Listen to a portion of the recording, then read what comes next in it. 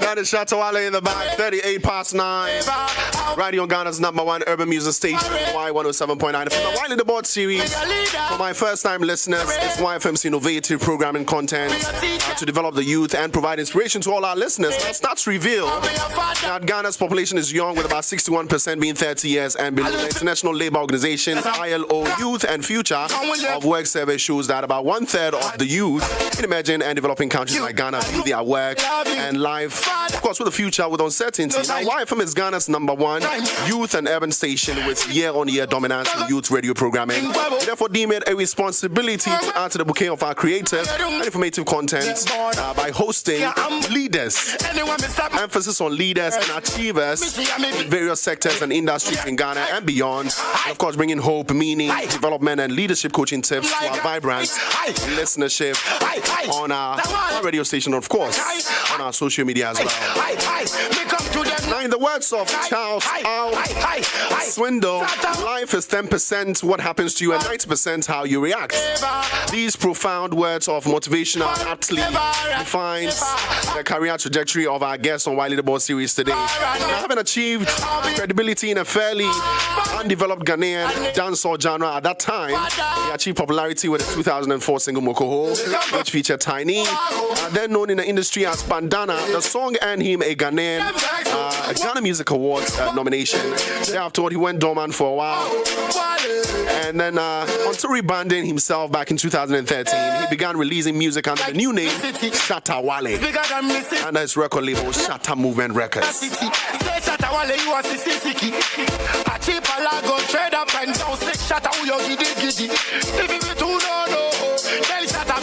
Now, back in 2014, he peaked at number 38 on ETV's Top 10 100 most influential Ghanaian celebrities. He has since then appeared on the charts every year. He's ranked most influential musician on social media back in 2017. He won 8 awards at the 3 Music Awards back in 2019. Also, the most awarded dancehall artist in Africa. In 2017, he was named number 27 in the C-Hub magazine's 100 most influential creatives in the world. Being in the same list with Stormzy, Akon, Tony Joshua, and a whole lot of great people. In 2019, he had his biggest collaboration with Beyonce, titled Already. The album The Lion King Gift, which climbed international charts and was nominated at the Grammy Awards. He had the most packed concert in the history of Ghana music, with his Rain concert as the only performer. He also featured on the compilation album of the reggae edition, Tropical House, Cruise to Jamaica. On July 31st, 2020, Shatta Wale was featured in Beyonce's Already music video. There's a lot to be said about him, but I feel like he's here, so I mean, because me 5 hours. That's introduction alone. That should tell you how great a personality he is. And so today he's here to share with us things about his life and his journey that he's probably not told anybody. Once again, if you're here for Wile the Board series, welcome. The hashtag is Wile the Board series. We're live on Facebook, Y107.9 FM. Shouts going out to the team for putting this together. It's 42 past 9. The undisputed king of the streets, Shatta Wale, Charles Niyama Mensah, is our guest today on the show, and he's looking fly in his yellow. How you doing, sir? I'm good, bro. Good to have you around, man. Finally! I'm good. I want to tell people this interview has been 7 years coming. You know, it's a dream come true. Yeah, man. You know, because me seeing here today, you know, me even waking up early this morning like this, you know, because I don't really wake up like this. But today, I had to call the team and tell them, yo, we need to meet Eskin, you know. They did a great job. And it means you're also doing a great job. God bless you for that. Thank you, sir. Thank you, sir. We appreciate that. I mean, it goes back to the team putting together all this all the time. And let me tell you one secret about Shatta Wale, right? People say he's inaccessible, but he's not. Randomly, he will just call you while you're on radio and say, hey, man, who do you know? I think about 2 days ago, right, he called. Like, hey, where are they where you guys going like this there? Charlie, you've done so much for yourself and, of course, the Ghanaian music industry and beyond. And so today we're here to first and foremost honor you. You're the first creative on the Wile the Board series. We take a lot of delight in having personalities come through to share their life stories. And on here, we are very blunt. I mean, I remember when we had the interview with Honorable Kennedy Japan, you called and said, hey, much harder, no. You want to cut that thing. Yeah. And so today we're here to, say it as it is. Inspire people with your life and that. First and foremost, congrats on all the many achievements. I think yesterday, Chairman was officially made the communications head. Yes, since it's the first one you're doing after the publication came out, just buttress that for us. Officially, if people want to reach you, any information around you, they need to reach out to Nana Do. All right. Thank you so much for that. Let's go straight into business. Of course, we're here to tell the Shatta Wale story. I know after today's interview, people will do movies with the story. Sure, but you won't be Kuma. No. Why is that? They'll put too much effect in it. They'll put too much effect in it, right? Speaking about effects, though, you spent your formative years in Latebio Koshi Dansuman and then Koligono. Which of these suburbs had the biggest influence on you?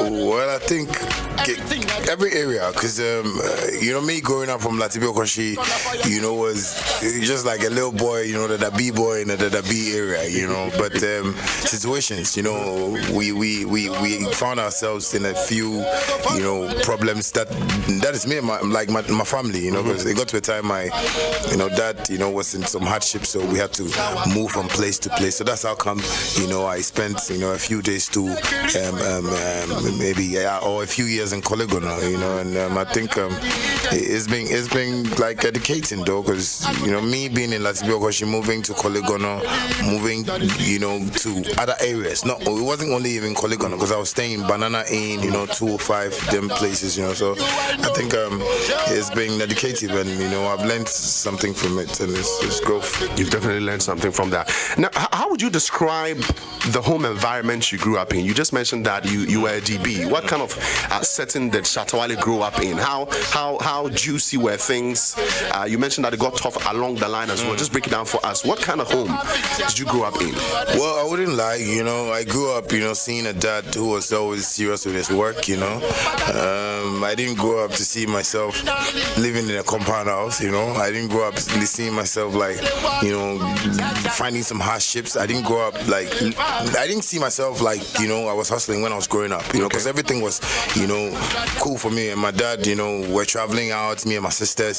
So I have family in London that we always go visit them on vacations. So I think me seeing all those things was that was how life was. Until my dad and my mom had this family problems, and it got us into a broken home situation where I had to I finished school that period too. So that moment, the way the house was, I was like, no, why don't I even concentrate on my music and not concentrate on family? Because my dad and mom, they've lived their lives, and I had to find my way. So I think I started putting that across to my dad too, and he didn't like the idea of me doing music. So they brought a little bit of confusion in the house here and there. So once upon a time, I just woke up and man has to just leave the house and go hustle for himself. That's where I found life. That's where I met life. That's where I saw the difference between me growing up and me being myself, or me being on the streets myself. And it was tough though, but because I have seen let me put it in quote, riches, the real side of life was teaching me much things, because when I was home, I didn't know people used to people can get hungry. So when somebody tells me, I no get money, I know they understand. I know if you get them clear, say, how come why don't you get money? Because me, I get them. When I was even a kid, anytime my dad is going out, he gives me cash, and because I don't buy anything, I save, and I think that has also helped in my life too. So I would say the street, really taught me life, how to respect, how to, behave and get what you want, So I think that is where life has got us to now. Before you went out to find yourself, as you mentioned, I'm sure you were somebody before that. When the house was good, when everything was fine, when everything was juicy. What career path did you wish back then to toe? I mean, what did you want to become way before music? No, I wanted to become a pilot or a lawyer. Is it? Yeah, you know, because I used to play with gadgets a lot, you know, so I kept telling my dad, Daddy, I want to be a pilot, you know, I want to be a pilot. And he kept, talking to me about my maths, you know, and some few things here and there, but I think I didn't achieve that dream. Why? The academics were too tough? And with the situations I got myself into, from home, I couldn't even concentrate in school anymore. Yeah, because me, I love my mom and dad so much. So when that thing happened, I got shocked because I wasn't used to it. So I think it took my mind off academics, and what I told myself was, let me just hustle, and do music. And growing up, I was watching all these American stars, and I felt, you dropping one song, can get you a house, a car, get some business doing, and you focus on your life. But I didn't get to that point. Along the line somewhere, apparently you got into TV. You were part of Mami Dokono's squad by the fireside. How did that come about? Was that before the home broke or after? Well, that was before, because I was in 7th grade, so I went to Shalom Institute of Divine Education, Shalom. Okay. And I left there JSS 1. Okay. And I went to 7th grade, and they repeated me, once, because I was my bonka cry. So it was 7th grade that I found, arts, because our director was so much into arts. My Dokno was all over. So one time I think they gave me a role of a gong beater, and you killed it. No, I didn't kill it because the tree, creates me a tree. So I think Mami Dokno told me, I'll be a good person because I act. I make people laugh in school too as well. So she was like, no, I should just try and learn my tree so I can get into acting more. Were you a stubborn child in school? Not stubborn, but I like my things to be done my way. No, but you can't have it your way. Then this was a school. You were a student, Exactly. Yeah, but sometimes I felt, anything I told the teachers, they never believed me. For example, like when you teach me in class and you ask the whole class, do you understand? And everybody say yes, sir. And I say no, sir. The teacher sees me like I'm rude, but I don't understand. And sometimes I like to explain to them that my daddy doesn't pay school fees half, he pays it in full. So when they're teaching me this, but I wasn't stubborn. It was like I was always, and that has been me from day one. If you ask my dad, he'll tell you like I've been like myself like that. I don't really hide things. I say things the way it should be, and sometimes yes, it hurts people sometimes around me, but I tell them that was how I felt. If I say it, maybe you would understand. So I think I wasn't stubborn. I was just me. It was just you. Yeah. Do you remember any classmates you had back then, back in school? My classmate there. I don't know if you remember. I can't remember. But you get people walking up to you to tell you, hey, I was your classmate. Yeah. Sometimes when you go, I go like, which name? Something I go like, hey, the only guy that I met recently at AC Dogon, one of my friends, Patrick Ajipon, on there was rough, like so, me, all my boys that I sat in class with were taller than me. And the one. I was only the tiny one in them. So I think that was the only classmate I saw recently. Okay. Yeah. All right. Now we know you went to Winneba secondary school. What way would you say the school prepared you for life? What are the things that you learned there? This was your first time going to boarding school, right? You had left home, your paradise, and you went to meet other kids and that. What were some of the things you learned from them? And what were your fondest memories back in senior high school? Well, I would say Winneba Secondary School did two things for me that I would always say. I would say thank you to them every time because apart from me not going to class in Winneba, I think I was like a superstar in Winneba. Okay. Yeah, my teacher. That one my teachers know because I like not that I didn't go to class because the subjects were plenty for me. That was one, and that's why I always tell people that when you are real to life will be real to you. There were some of my friends who were like copying to pass, and I was telling them, me I can't copy to pass. You rather fail. Yeah, I'd rather fail and learn again because I believe in failure there is success. Yeah, you get what I'm saying. So anything that I fail to do, I believe I can go sit back and learn again, because I was seeing business students that weren't thinking business. I was seeing art students that weren't thinking arts. I was seeing science students that weren't thinking science. You understand me? So I told myself, why would I even have to lie to myself and pretend to my friends? You know. So basically, I think I have tried, you know, to make Winneba, you know, a place that has been my house. But Winneba was like teaching me, hold on, you know, one funny thing when I was using a car in school, you know. You were driving in school? Yes, because when the broken home came, you took one car? Yeah, I took one car because the way the pressure because I wasn't used to. See, I can say something right now. People might say, Shatta or try not bragging. No, but I was forcing my dad to take trotro because all my friends were taking trotro, and I didn't understand why he was picking me in school. Yes, so I was always forcing him to take trotro. So you were not the kid that was lazy because there was money at home. You actually wanted to experience the real life. Exactly. After what you had experienced in school and all that. Exactly. And so you were telling your dad, "Oh, me, I want to pick trotro." Yeah. He didn't understand. Yeah, he didn't understand and I understood him because he wanted to protect us, whatever. But I kept telling him that my friends take trotro, and I don't understand why he doesn't want us to take. You understand me? And all those my friends who were taking trotro, I was seeing them. They were sharks in class. So something was saying that maybe to me if I take trotro, you become a shark. Oh, that was not the case. I mean, they were experiencing the real life in there. Yeah.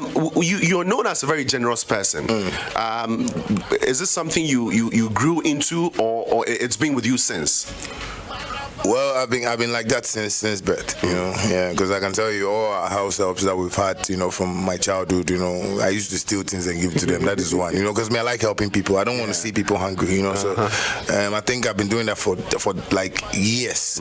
Yeah, you know, I like giving because when I was a kid, I was making money through my dad's money. Because anytime he gives me money, I save. So I had like enough money. I opened my first bank account at the age of like 15 or 16, because I had to go and lie to the bank. Prudential Bank. Yeah, Tabosokai. I had to go there and go and save because the money was plenty now in the house. So I didn't, and I only showed it to my sisters, and they were the only people like spending like my money. So I grew up with a certain like mindset, you know. Me, I was seeing the future like, okay, I plan, I do it. So that has been my ways. That has been you since. Do you remember the first song you recorded? This question there, like, is it like be Wire Cafe? You know, but back then, the first song I recorded. Okay, I had this engineer. Around Latibio Koshia Gogo, that's the Zongo. Okay. You know, and his name is Maron, white, you know, man. You know, so I went to him and I think I recorded my first demo. And I played it to a boy the first time, like, you know, doggy. You know, when I was in school, they were calling me doggy. Yeah. So I think I did a song, doggy, my baby, my sabe, Kasari striker, Miss Simonti, media gonna ba, hip like but just some nonsense chorus. This song no hits, my guy.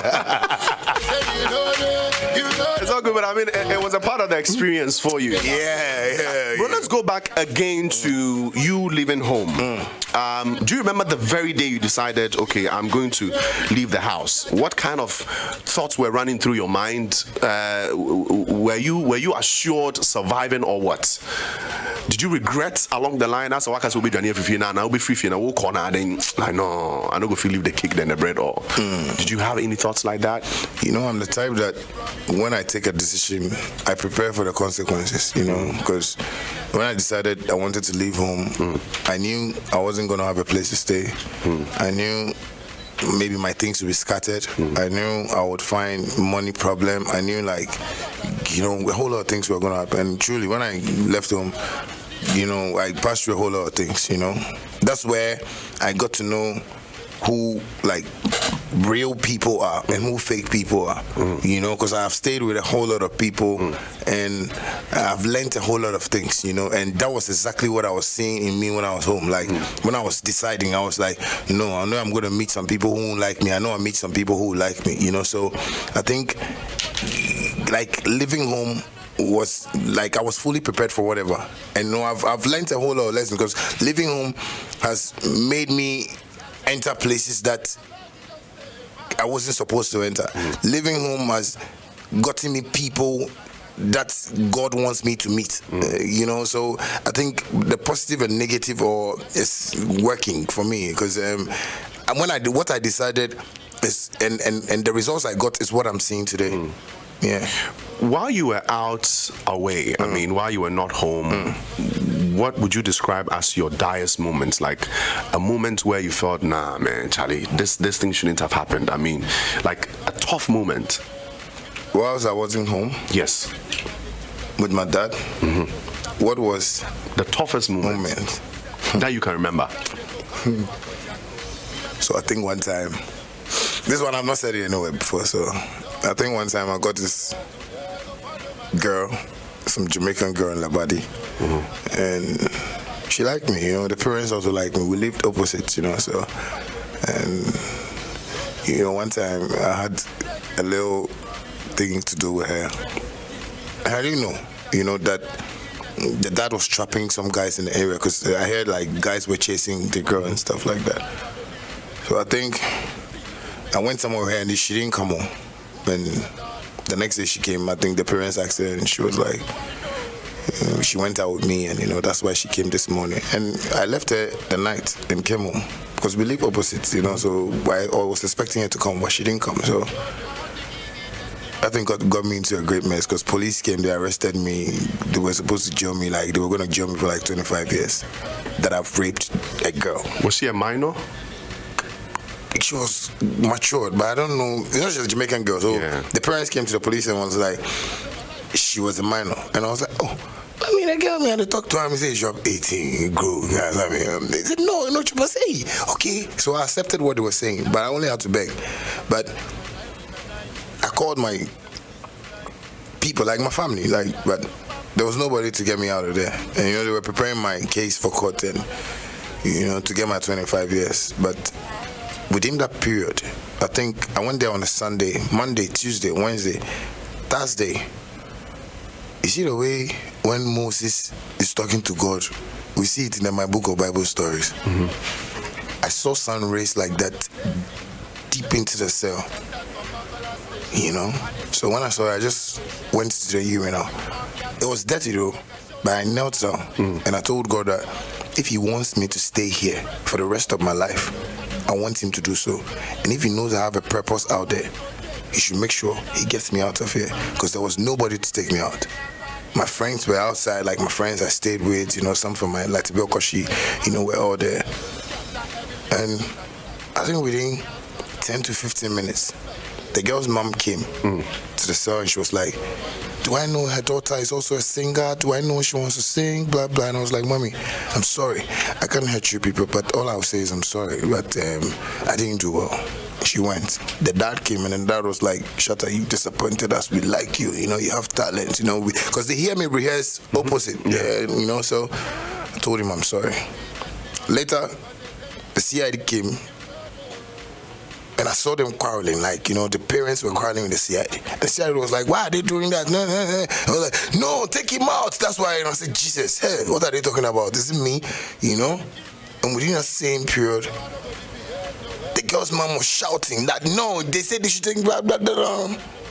So the CID came, excuse me for my language, but he came to open the cell, brought me inside, sign this, do this, don't see the girl again. Big man, after that time that I came out from the cell, I signed this, do thumbprint. Everything I had, it was in Labadi. Everything I had in Labadi, I left it, went to the seaside, had a bath, prayed to God, and promised myself to keep focus, That's why, up to date, I'm so much careful with women, because you can't come in, and no girl can approach me easily like that, unless I want you, because I learned so much from that thing because nobody was there to save me. So it was a girl's parent that saved me. I met them at Labadi Beach some time ago and I had to kneel down and still beg them in my prime like time like this. And the man was like, no, he told me I was gonna be like big. You know, that's why they really made me come out, and it's like, God bless them. So that's one of my saddest stories. Do you believe that was a turning point, an intentional turning point for you in your life? If you had not been through that, maybe you wouldn't have been where you are today? Yes. That was the greatest turning point in my life, because nobody would have known who Bandana was. Nobody would have known who Chatawali is now. You know, so I think that was like something God was. That's why I said I felt it that day in the cells, that God was telling me something, and quickly I had to pray. Why didn't that situation turn you into a pastor? And because I mean, when you hear stories like this, ideally one would then give his life to God and openly start professing his love to God. Why didn't you? Did they ever cross your mind at some point? Well, that happened. You know, I always say this: those who are closer to God, people don't see them. Yes, those who say they were called by God, you know. They only force themselves for people to just accept them, like, yes, they are God's people. But God's children are walking on the streets. I believe you walk in town, you see madmen.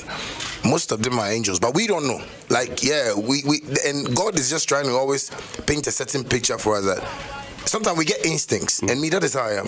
When my instincts feel like, talk to this madman, and I've gotten that experience before. Like, it was 6 o'clock at Adabaka, Strawberry traffic light. I was in my car playing song.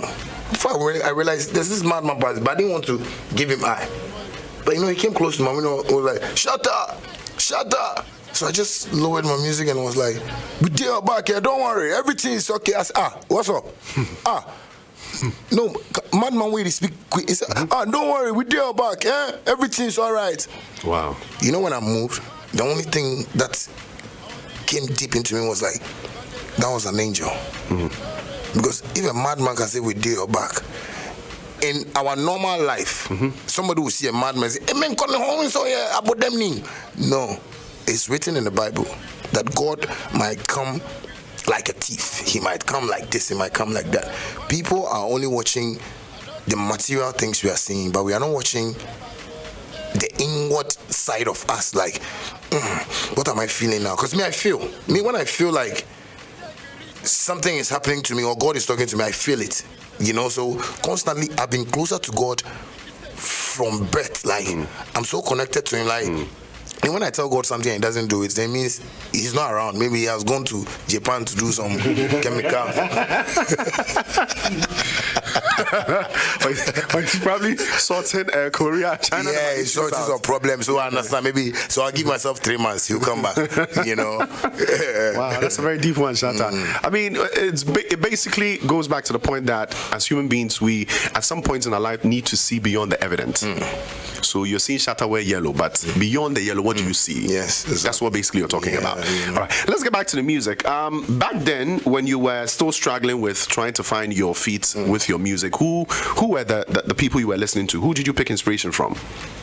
Well, I was always like, you know, into the dancehall thing, you know, so I was listening to people like CJ Louis, Shabaranks, you know, the Shaggies, you know, a couple of like mainstream artists, you know, is it Mark Morrison, you know, from America, you know, I was listening to him too. I was listening to a couple of like, you know, superstars, because the music that got into me I didn't get that thing from the Ghana music industry. Yeah, you know, like, it was always like calling me, like, you know, when I watch somebody perform sometimes I go like the way he's doing, like, I can do it, or, you know, so it was always getting to me. So those are the people I was listening to, and I think I learned a whole lot of great things from them. Yeah. But before that, before you started picking inspiration from dancehall music and that, I heard you were like a strict rapper, like a battle rapper and that. Yeah, because I used to do that in school. Yeah. I was loving rap more. Okay. Yeah, but the dancehall came to me, I don't know, some way. You know, I just woke up one day and you started loving them. Yeah, but my first demo I did, most of them were rap and maybe a raga chorus, rap and raga chorus. So yes, rap there. That's why sometimes I want to rap, and that's why I did this American project to show people at least I have that life like in me too that I can. It never goes. Like it's a flair that is there. You just have to trigger it. Yeah, like me, I'm music. Like I can do everything that comes with music. Yeah. And then so you promise that before the show ends, you go bust a free. I want like a strict freestyle, like rap. Oh, that one then for Iron Fall. Yes, you can't support me for it because. Call me say, oh, sack, Charlie, me here. If I call it medical chorus, because that be other thing for me. They rap right now. I know they like that. You know they like they worry matches. So back in 2004, right? You recorded Moko with Tiny, which became an instant hit, and of course earned you your first nomination at the Ghana Music Awards. How far did this hit song get you in the industry? Like, did it really propel you in there, like we know or we saw? Well, so that's where I come back to our industry, But Bandana from Ghana only got me some cash to at least maybe rent a place and put my head. But to say I got money from it, no. Royalties, no. And the song was really big, that I was even supposed to go to other countries for my tour and stuff like that, but I couldn't get that. And it was due to the structure of this industry that we're still trying to solve problems with. So I think the song really took me somewhere, like it opened doors for me, but achievements. Achievements didn't come with it. But back then, I think we were in the era of tapes, right? Do you have a fair idea the number of tapes you sold? Oh, Makoko Kumante. That's why me and Makoko Kumante have problem up to now. You hear Makoko Kumante today, you say Shatta. That's the problem me and Makoko Kumante has right now, because Max said I didn't sell anything. Like he said, he didn't buy my tapes. Bandana from Ghana, Moko,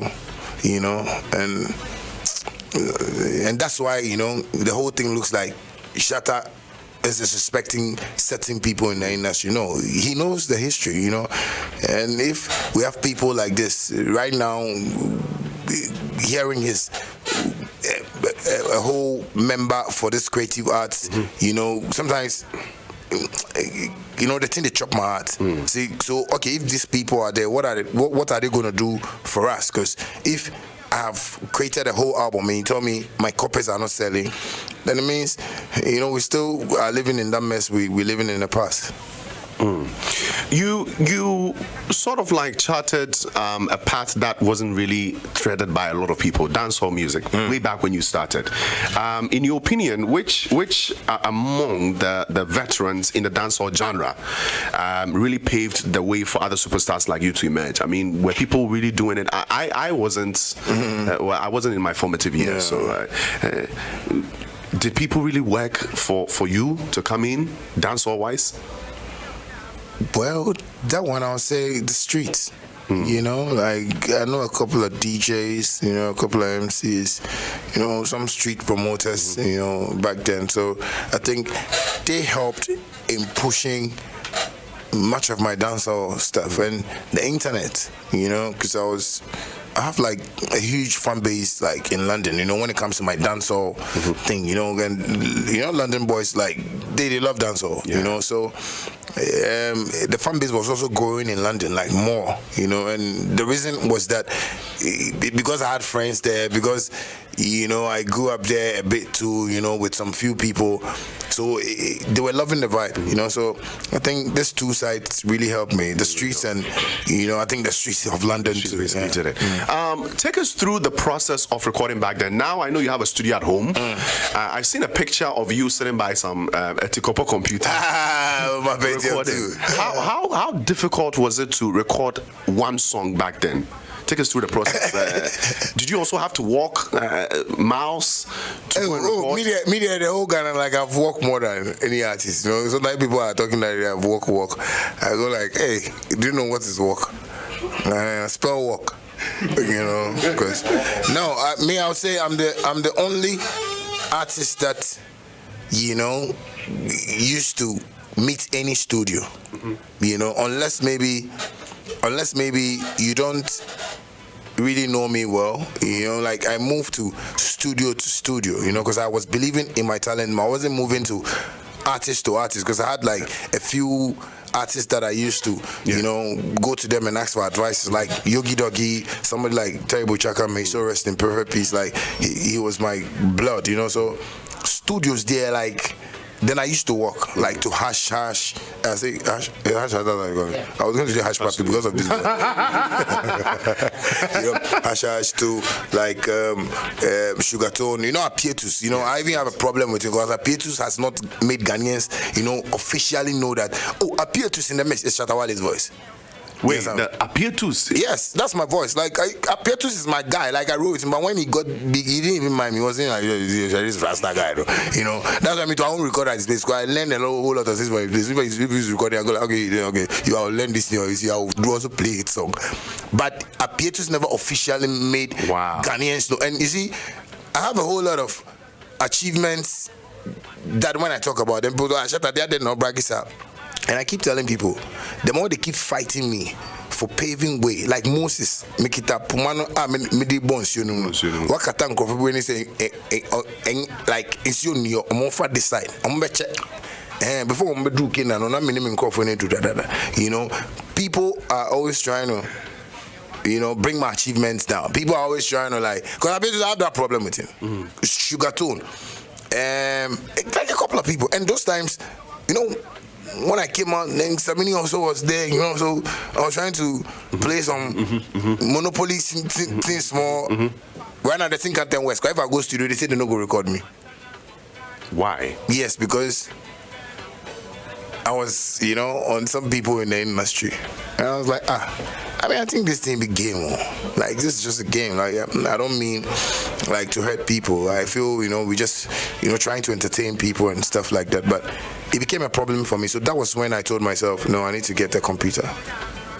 And then you started. So the treatment producers were giving you back then inspired you to start production or producing music yourself. Exactly. Because I remember one time I recorded a song and I went to the studio and they said, oh, the song has deleted. And I was like, but what's up? But I knew the kind of people that came to the studio, so I wasn't shocked. So later I just told myself, no, let me just learn how to use this beat thing and, you know, create my own thing. So that's why up until now, like, you know, and I would say this here again, like, the industry, not Ghanaians. Ghanaians love Shatta Wale, but the industry is trying to fight a certain cause that if we don't take care, we will never have any international artists from Ghana. Like, we will never, because we are fighting somebody who is doing the right thing that they don't understand. Yeah, you get what I'm saying? I do. They are fighting the right thing that they don't understand. Like, you go to school, then you want to fight your teacher. There's no way you will stay in the school. Try and understand him first. Yes. You get what I'm saying? I know people see me like, I brag, I do this, I do that, but that is me. Like me, I don't know what is brag. I don't know what is yob. Me, if I like girl, I'll tell you, girl, I like you. I won't do or make I not do oh, don't do oh, cool. That's me. So I think they should really study what I am doing with this industry and try and let us focus on growing this industry into an international place, because still Ghana in music industry is looking local, and it's because of these petty achievements, these petty things that I do, and you know, they just keep a blind eye to, okay, no, but if maybe another person does it, they just want to put it out there and make Ghanaians do, and Ghanaians are not blind. You see this trip, that's why I've been telling people, even when you look into our politics, yes, Ghanaians have grown from a certain state of mind to another level of thinking. This time it's not about NDC, MPP anymore. We want to study and ask questions. Yes, it's about yes. I saw this election, the two political parties, they are very lucky. Can't you see the way they think the results, they can't even get it to all, they are going to court and things like that. It's Ghanaians. And that's why Ghanaians need to have that power to decide that, hey, that is how we need to be. But it's like, we even the people of Ghana, like, yeah, the timidity ni fear share musa into ye the how uko no crack now. We catch say no comport yourself because of the place you are. Me say try be say some baby now we be now mean comport yourself. Comport yourself now breach English. Me discipline one now why okay. Am I no? So I think we need to grow in our industry. Yeah, like that. Because if we don't grow like that, there's no way we're gonna get the likes of Bandana boys, the likes of Wizkids, Davido, like that in this Ghana. I swear. We're going to touch on that conversation a little bit earlier, but still staying on the music, after all this opposition from the industry, as you said, you were still able to get into production, of course, do your own songs and then make it out there. But at some point you went, I don't know, for the lack of better words, let me say you went missing. What happened? So that was my university time when I was learning how to play beats. You know, the beats, you know, practice and everything kept me like 4 years in my room. Like I couldn't go anywhere because I was learning how to play beats. And that period, like, you know, I hear people, oh, Bandana there, the car in there, I don't know, 3 days people radio. You know, the car and that shit, and you know, on the talents, no, on the lyrics, you know. And I was hearing those things, so, but I like praying. So anytime, and we have something that we used to say, you know, it just came into my mind because of what you even asked. You know, when I was in Blue Lagoon, Sacramento, every Saturday, I never ate. And it was... Make a bust your brain. Trigmatic, I know Trig is listening to this. Trig called and said the same thing yesterday. No, Trig actually called and said the same thing yesterday. Said Shatta used to fast every Saturday. Like, only did you. Even if food is available, he would never eat. Back in Blue Lagoon. No, all my dogs that I roll with. Wow. In Blue Lagoon, because I had this Nigerian man who kept telling me something, and I felt it was God. He kept telling me, Shatta, we are in the lagoon, but we are not sinking. We are in the lagoon, but and it keeps ringing in my mind. Like, why is this guy telling me this thing?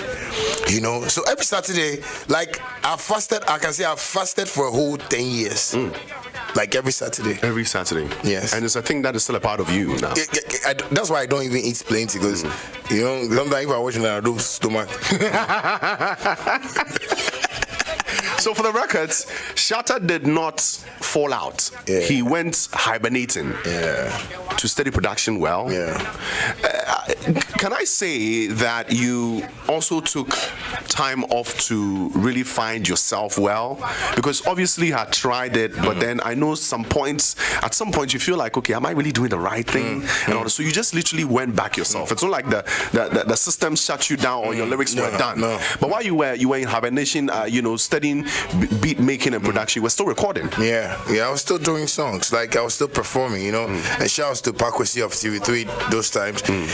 Anytime I record a song from home, you know, dancehall song, he used to put me on music. After Bandana from Ghana, after No Problem, he used to put me on music. Anytime I tell him, I have a dancehall song, you know, I wanna, you know, really, you know, just, you know, promote it. He just put me on TV, and you know, shouts to him. Like he also taught me how an artist should behave like, you know. Pakwesi, I don't know if you know Pakwesi. Yeah. It's like one good teacher I met. He was strict to everybody, but I don't know why he was so nice to me and was like teaching me, saying things like how I should behave. You know, sometimes if I get pissed, he can call me and tell me, no, he's told me I have a talent, I should take my time. You know, God is going to take me there. So I felt like I fell in love with him, but I've not seen him just like during all this. You pay him a visit, right? Yeah, I'll pay him a visit. So I think that's one of those. Through all these days, where were your family members? Oh, they were around. They were traveling. My family every day there. Even someone London, now more America, now more baby, you know. And you know, my sisters, they used to like link me, you know. It was just that I felt that period. I felt my dad was hurt. And it will get to a time that, you know, both of them are going to be calm and understand me. So they were around, but, you know, no support. You know, I was still hustling. What inspired the name change from Bandana to Chatawali? I think it was how, you know, the brand Chatawali was painted back then, you know, because those days, me, if you play show away, like you put me on bill where you not tell me where I will come there normal. Like, oh, ask him why you not pay me? Why we put in a name for it? If you don't talk well. You know, and that's what the streets know about me. That's why when you see Okada boys, you see like, you know, this boy's cleaning these glasses and land gas and things. These are people that I have been with. I get what I'm saying. So if I see you put my name on the show, I can just, you know, logo some team from Nima, you know, get some tray from Kokumba then things set. You know. So those were the things like that I was doing to like a whole lot of people, you know, because people weren't paying me. People weren't paying attention to me. So I was also, you know, trying to discipline them, put them on their toes. That hey, if you call me, pay me. If you know, so we have some street code when it comes to Shatta. It was Chuck Still Squad before we brought it to Shatta movement. Yeah. So it's a whole ideology for people to know that we are serious people. We just want to, you know, put you in the right, you know, position. And see, so around all these, you know, days, was money the motivation or it was survival, mere survival? Survival. Okay. Survival, you know, because we didn't have money then. Yeah, you know, to even it was a problem. So, you know, me, a whole lot of people, like, people feed me, like, too much, you know, like, everywhere, you know, so it was for the survival. Now, a lot of pundits, right, attribute your success after the comeback to the work you put in when you were left in the dark days. And I mean, you just confirmed that for us.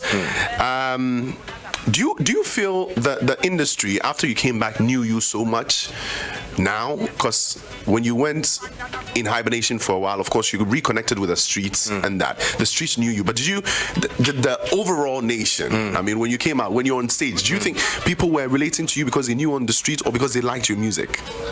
Well, it was two things. Like, people on the streets were happy that, yo, our man is out there, he's representing us. And, you know, I think this, like, I don't know how to put it, but it was just like the connection I had with Ghanaians, because, you know, when your family likes my song, and every day you get home and your family people are playing my song, one day you get to a point where maybe we bath them.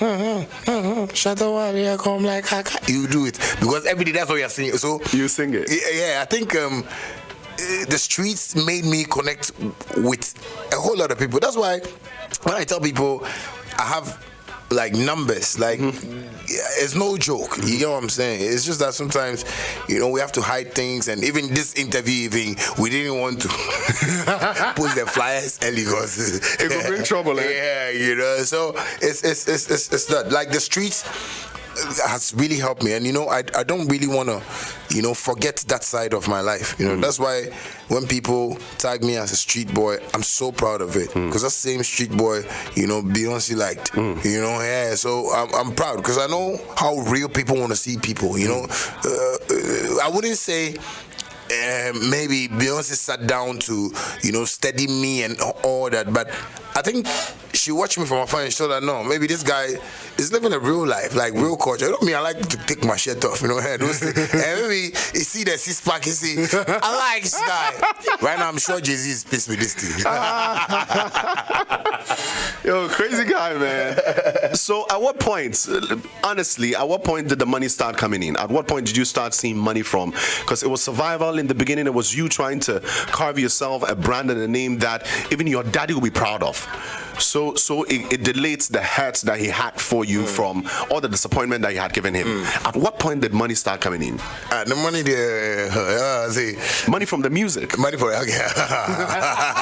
Like I was like, even Nima with the money started, because it was Nima that I started making money from. You know, doing other businesses. You know, with my team, and you know, we're practicing with the music at one time, and I think, you know, I always say this, and when I was staying with my ex, you know, Shatta Wale, you know, she was like always dancing to Obianiju.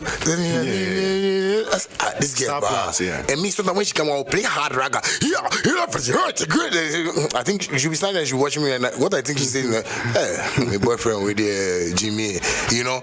So I was always feeling bad when I saw her dancing to Obianiju. So I think one time she went out and I played some beats and put some lyrics on it, and I called Tiny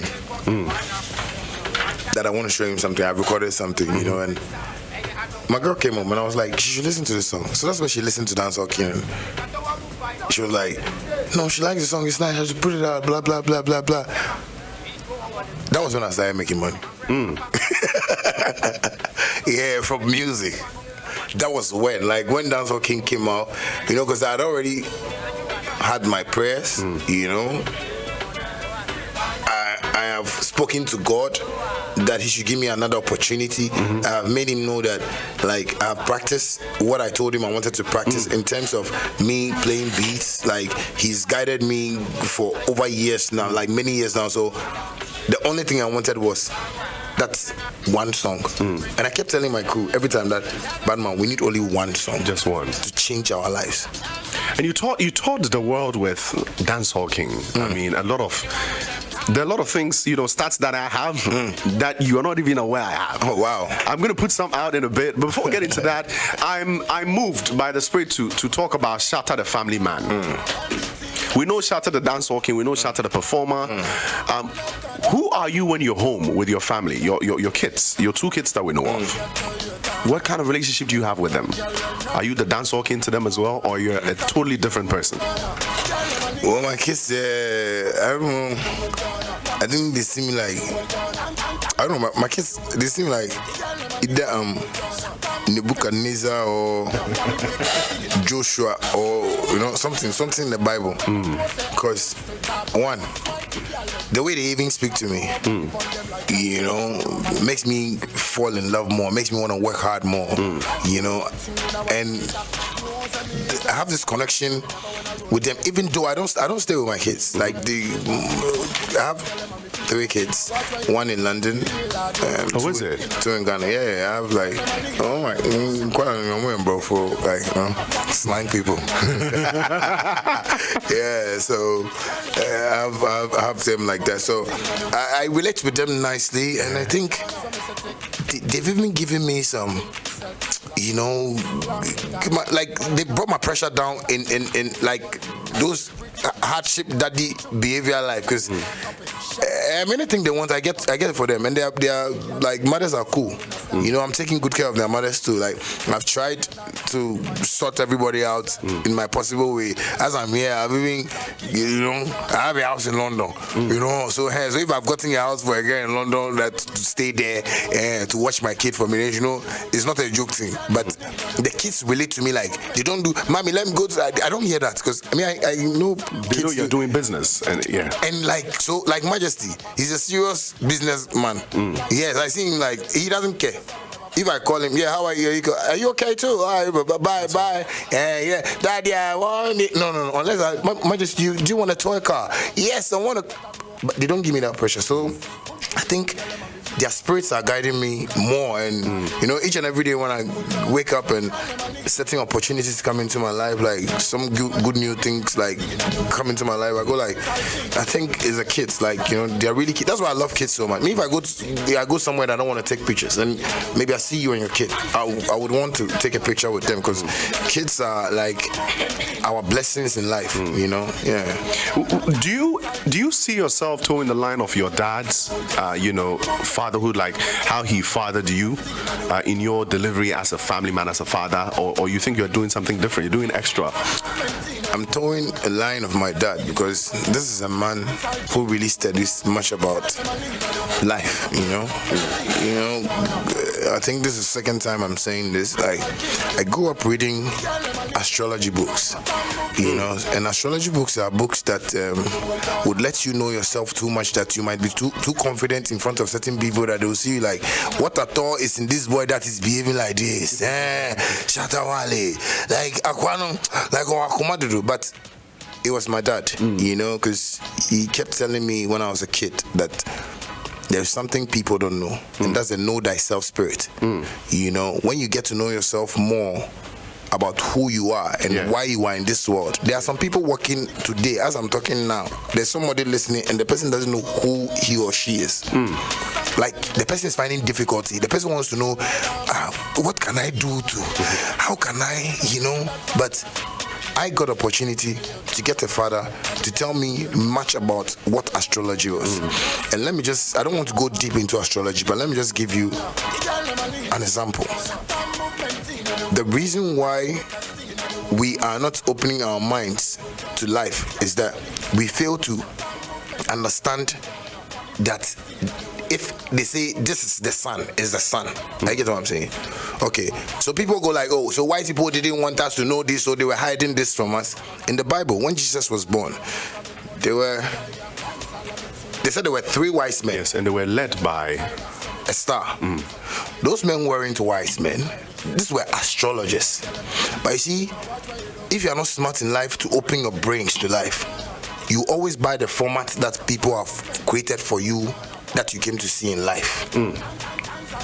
So you will believe, oh, this is Jesus said, well, 3 wise men. These are astrologers. These people study the stars. These people study the planetary. Like they study a whole lot. Study the astral world. Yes. So and if you don't have an idea of this, I swear, many people watch me and they think I have certain spirits, like I do certain things. But I tell you, I've been to Malams to do what I want them to do for me, and they couldn't do it. So if I can do it myself, it means it's because I know myself.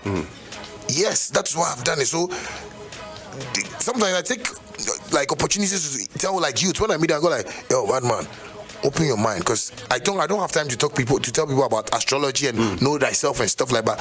I tell people, no, open your mind, because don't ever think that there is someone who can do anything for you. Like sit, plan, focus, and you get the results. And that all came from me knowing myself. There are people who don't know. I know musicians in Ghana that I watch their date of births, and they are not musicians. Some of them are lawyers, some of them are politicians, some of them are doctors, but they want to be on stage. And I go like, who date of birth? Who need date of birth? That's why sometimes I sit down and I go like, our industry is even bringing more mess into our industry, because there are no structures that will really show this is a good music. Somebody has a little talent and want to just make him shine over another person. Want to use him against another person. It's crazy. It's just that people see me like, oh, Shatta is crazy. Shatta is this, Shatta is that. But because I know myself, I know how to save. I know how to buy properties. I know how to buy like things that I want. And I don't stress. Because guy no didi. Stress no. It's just because I know myself. So I take certain decisions that are always right for me. And when I sit down, I go like, so I did this myself. Because sometimes I can even sit down with my PR and ask him, Hash Papi. I say, but are you not surprised that we are still interested? I say, why am I saying that? I say, no, I'm surprised. Because I didn't know how I took all those decisions and I took them wisely like that. Because there are people who have made money and $1 million over keep of them. Oh, but there are certain hard decisions. And recently, I've told my boys, the message my dad gave me this year was, it is risky if you don't risk in life. It's risky if you don't risk in life. And I've taken that upon myself. And I see, and I felt my dad has told me, he has given me the greatest gift of my life. That has been my life always. Shatta has always risked. Like when Samini, like I didn't have this battle with Samini, I was pushing some keys. I get what I'm saying. But I knew people were like, I can't know time Samini, on Samini. But it was a game I was playing. Yeah, it was something that I knew. I love Samini. He's a whole legend on his own. Like, he's a good artist, like, nice guy. The only thing they pay me say, nice past me. That's Samini. That's the whole issue. That's the whole issue. Because if he gets some girls, I don't know if he get those girls. Where the people, but that is like, so I was just trying to push certain keys. But I felt people saw me like, but they didn't know I knew myself. They didn't know I knew what I was doing. You were not moved by the system. You were moving the system. No. And and once upon a time, I think Guinness signed me for their Made of Black something. And it's at the I swear. And that day, one of the directors told me that, Shatta, the reason why we signed you? Because you've been rewriting your own rules for many years now. And I said yes. So I believe with all this that I've said, we should just try and understand the brand Shatta and see what he's doing and how he's moving. Because I wish every Saturday we even do artist classes in Ghana. It can be done. Yes, because most of the artists don't even know this job. You see an artist come out today, tomorrow you say we're Johnny manager. You see someone come today, say tomorrow. We faced that thing before, but it's because we don't have no orientation to this business. But imagine when you are coming to YFM, maybe they might give you a small room. Oh, asking this is my present your practice and let's see. Yeah. Oh, this asking blah blah blah. Okay, let's give it. Let's but we don't have it. Yeah. So we tend to watch TVs, YouTube, and want to be stars. But I tell people like I've always been me like from day one.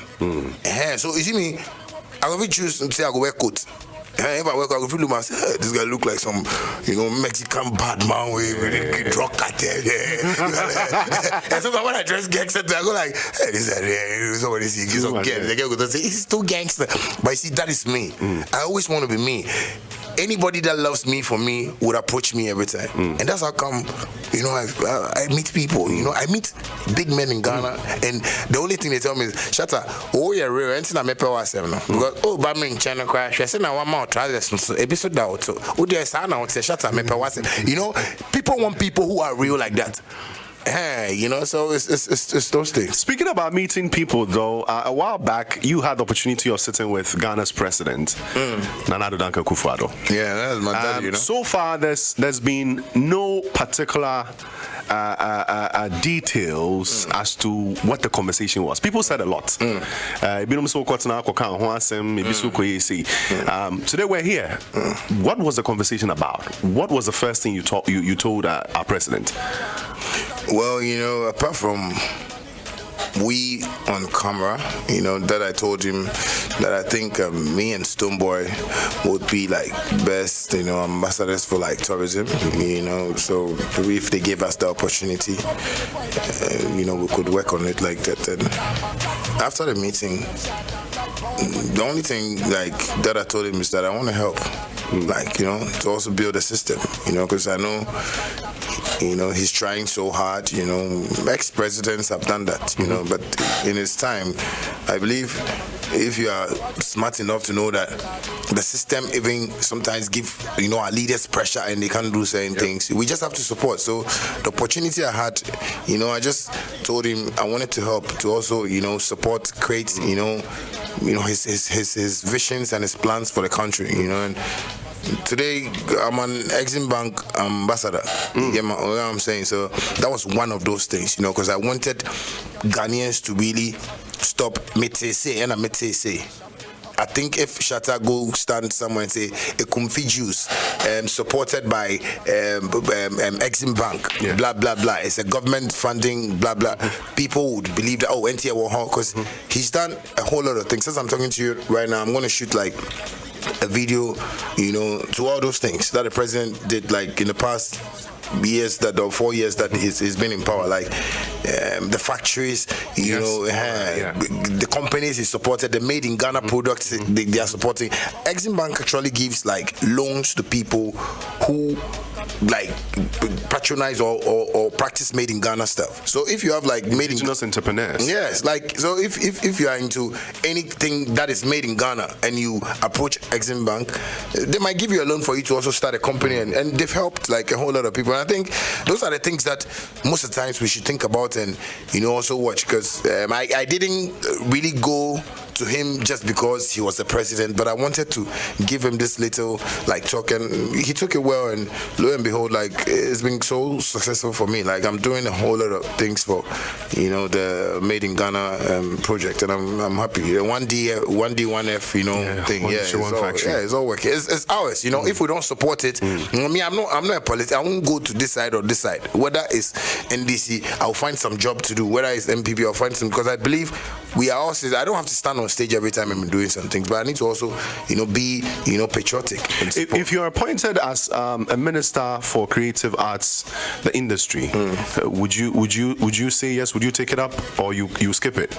Yes, but there will be chaos. The chaos that will come is that I will just put everything to halt, for like a month, because our creative arts, like, is not the best at all in this country. And I think if maybe leaders are listening to me, I think it's something I think they need to dissolve. Yeah, we need to. We are in like technology world right now. Somebody like Michael Kokuma, they can't be there. Our leaders need to know. And I'm not saying it because I want to spoil his job. His job was a producer. We know Michael Kokumante to become a programs director at wherever it is. But people like that don't have vision. Me up to now, Michael Kokumante, I've not seen your house before. So you can't go via encourage me. I get what I'm saying. Up to now, I've not seen certain things in the industry that has pushed me. We are talking about creative arts here. But ask yourself, how many artists have gotten their royalties? In this music industry we are in, up to today, Amachi Dede is complaining. And you see, when I talk about these things, it hurts me because it's like I'm talking for artists that even don't bother, like they don't even care. That was what I was going to ask you. Yes. Are they even concerned? No. Like it's not a problem for any artist because all the Ghanaian artists, like everybody is rich. Yeah, everybody is rich. Like everybody is okay. So me that I'm not rich, that's me. I like talking. Yes, me I won't talk every time because I'm too poor. Shatta, what do you think? What do you think should be done practically, in your opinion? Practically, I think done to foster, to develop that. Because you see, a lot of us are in for progress, and you've known this for a while. We don't just talk because we want to talk. We talk to create awareness, and we actually put effort in there. What do you think should be done? What can first one say? Maybe we need to halt the creative arts industry, the ministry. Sorry. What should be done? I think we should go on a demonstration. I think we should, you see, from actors, actress, everybody that because you see, Corona, that is the beginning of hell. Trust me. People have not seen anything yet. You see, when the president comes out and say, we're going on a lockdown, when you're an artist and you don't perform, that's where you tell me that YouTube will pay you. Me, YouTube started monetizing me from long time ago. So my 150, 120,000 Ghana cedi they had to get for YouTube. But you just came, that you don't want to learn, that maybe 2-3 years, that you don't want to even accept that, hey, my boy, you're saying royalties. You're not thinking like that. When Corona becomes serious or COVID becomes serious, bro, I'm telling you, that is where you're gonna see crisis. It's not crisis like the base in a bomb has happened. Crisis.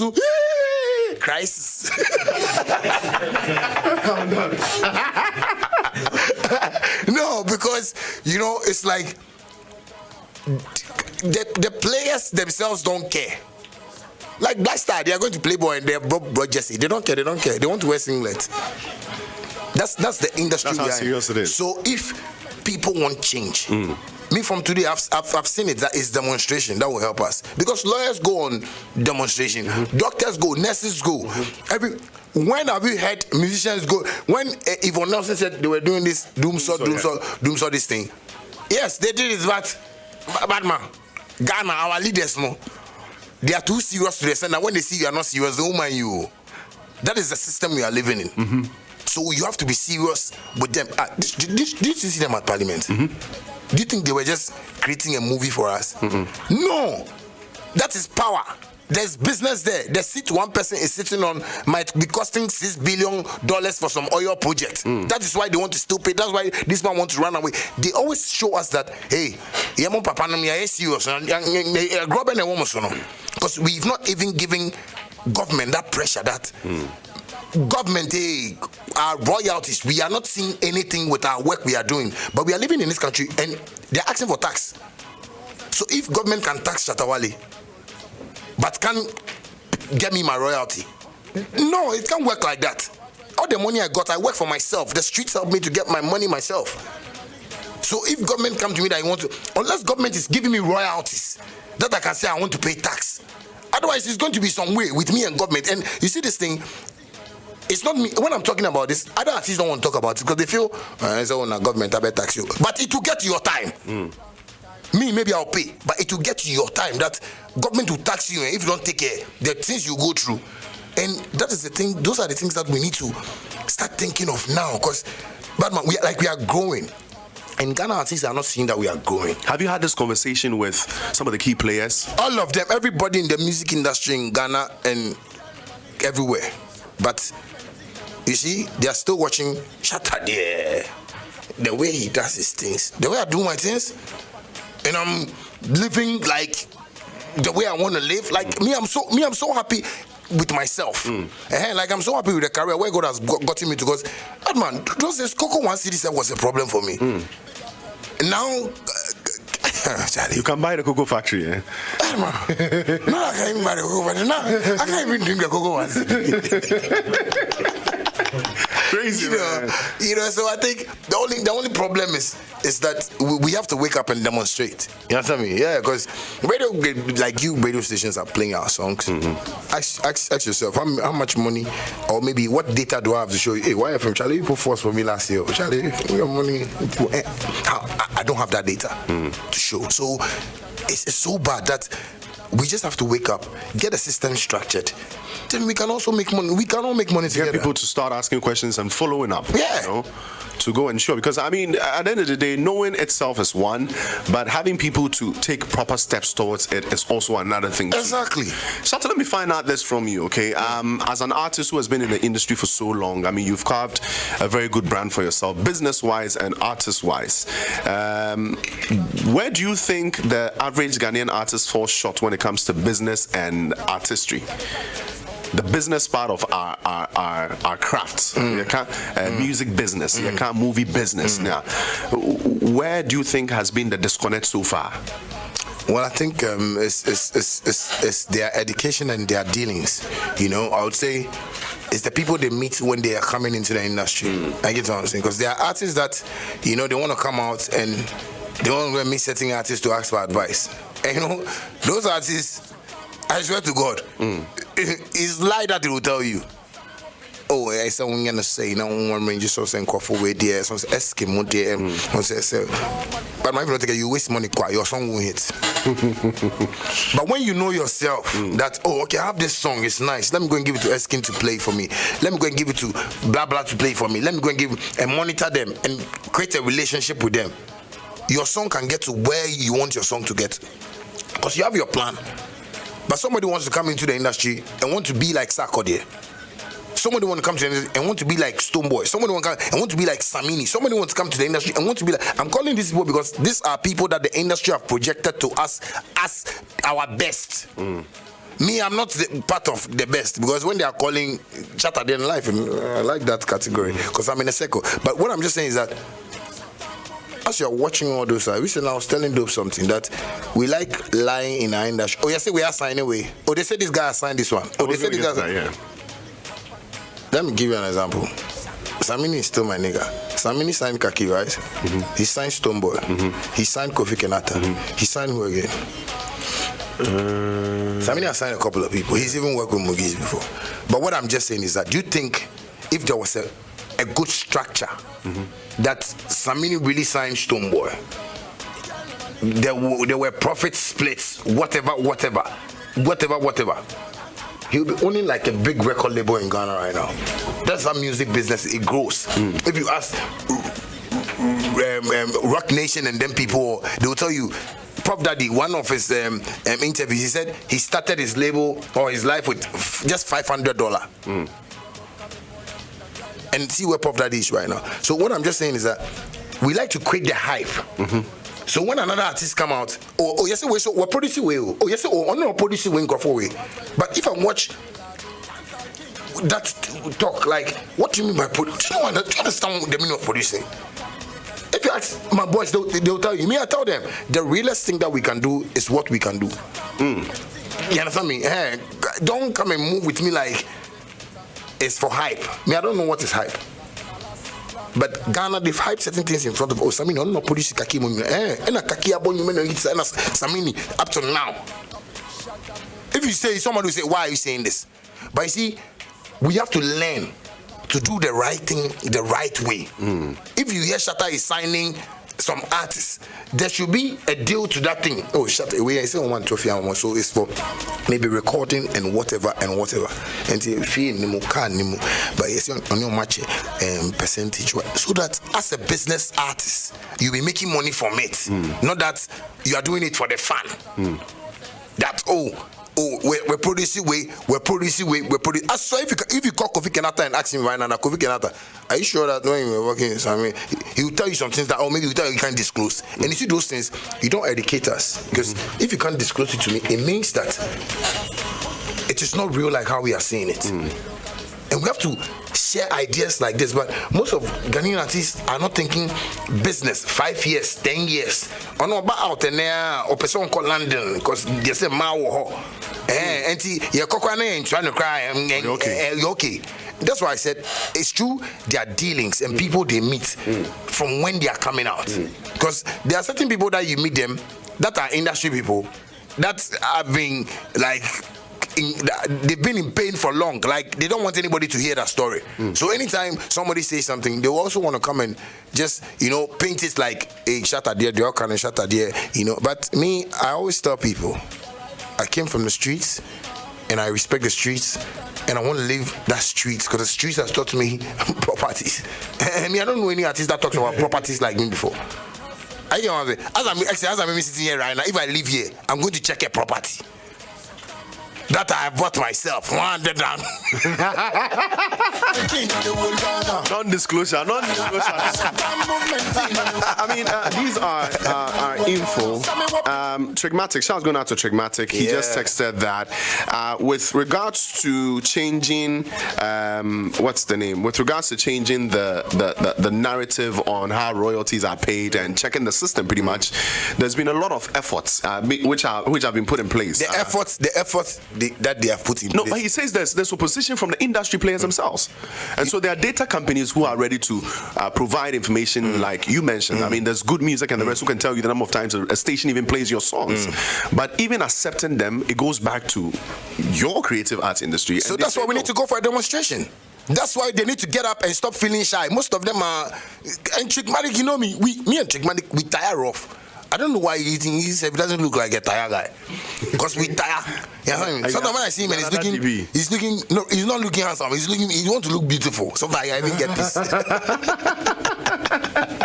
Wow. Yeah, because if you are, Reggie Zippy called me from London. He told me that no, he's trying to, we should come together, we should do this, we should do that. I told Reggie, work on London. Mako X Factor and whatever. Nyame be kwa international marketing. Me say nyame be kwa sama me Ghana bi mo. Yeah, because they don't think like how you are thinking. I told him, Reggie, this thing that you are talking about, it has to be a by force movement. BFM. No, you formed a clique with that. No, if we don't do it by force. We will sit here and we'll be talking about structures and the people, some industry players don't want to accept it. Reggie Zippy told me the same thing. That the industry, they are trying, but people from what and what way, he was calling names, and I was like, Reggie Zippy, you see what you are saying? If you can come from London, let's be here for a month.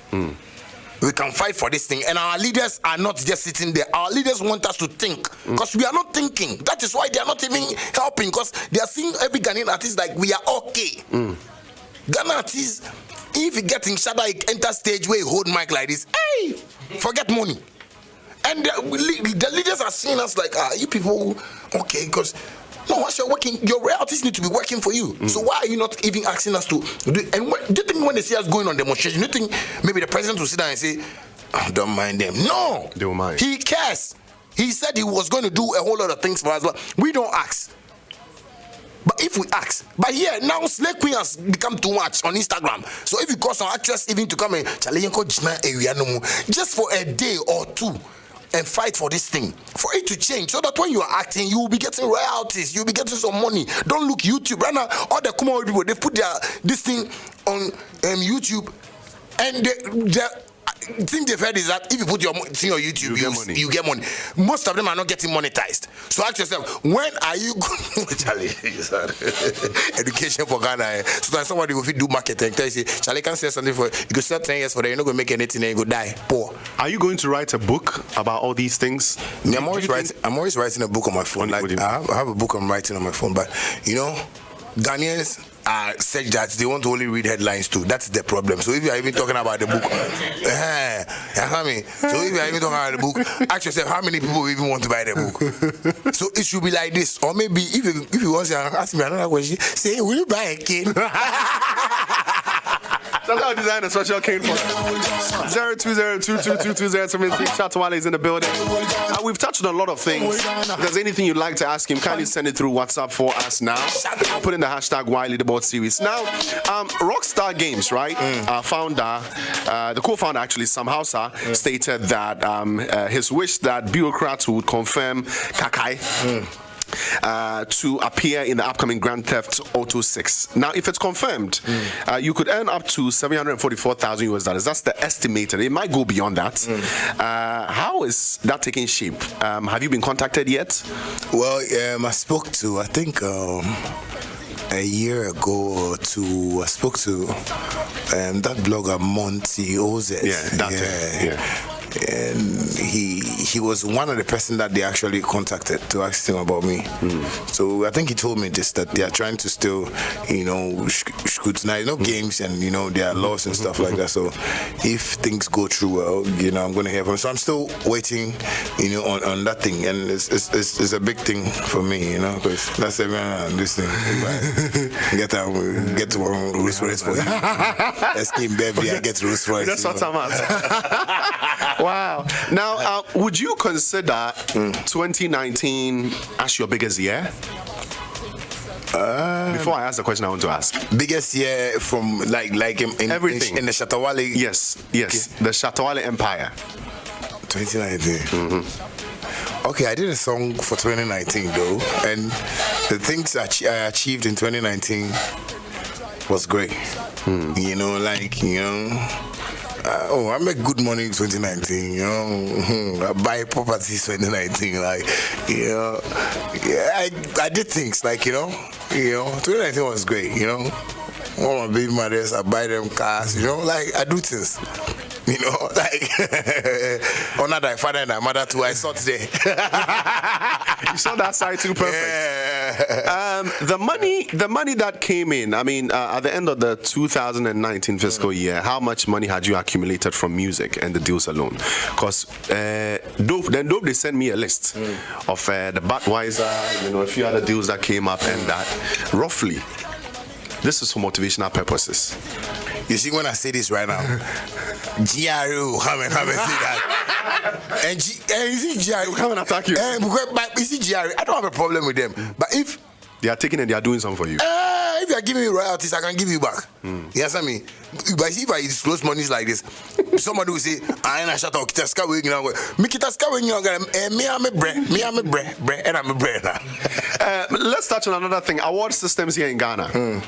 We've talked about record label. I think we will revisit the record label system. We've talked about royalty system. Award systems here in Ghana. Do you think our award schemes, I'm not talking about just one, have they shaped the industry in a positive way? Have they told the story of the Ghanaian creative arts industry so far, by far, in your opinion? You see, when I would just say they promoted a culture, and that is love. That is why people know Ghana. But push the industry, no. Okay.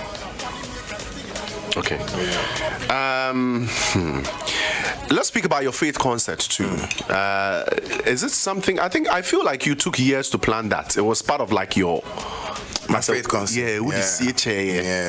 How were you able to pull the numbers, man? We know you have fans, but this was you announcing a few weeks before. It was a new venue. And you had crazy numbers. I mean, at one point you actually came up on the rain concert. Yes, the rain. Sorry, the rain concert. You came up and you had to run back. How did you pull that off? You know, like I'm always saying, like the love I have from Ghanaians, and I won't lie to you, the number of people I meet on the streets every day and people might think are normal people. Those are the people that help me in Ghana. You get me? Like I meet people randomly and you know they just want to do something for me. So all those people, just imagine how many, not in Accra, Tamale, Takrady, Kumasi, Owa. I can make you all the place. So imagine all these people showing me that love. Do you think they wouldn't come to a concert that I host because they have a certain connection with me? Like me, people tell me when they listen to my songs, it sounds so real in their ears. Like them confused, they don't know what to do. They think like, you know, you listen to another song, you find something in there. Are you like when you work? So all those connections brought those numbers. Me, I wouldn't say like I sing more than any Ghana artist in Ghana. I get what I'm saying, but I believe I'm just doing the right thing for the people, and the people are and the people are real. You see, sometimes people forget human beings. You see, there's some people that see human beings and they want to talk to them like the human beings are animals.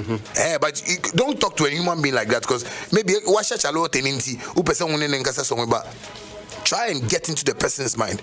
You might know that. Let me give you an example. So one of my godfathers was driving around the bungalow and he met this guy and he saw the guy selling pick a pector.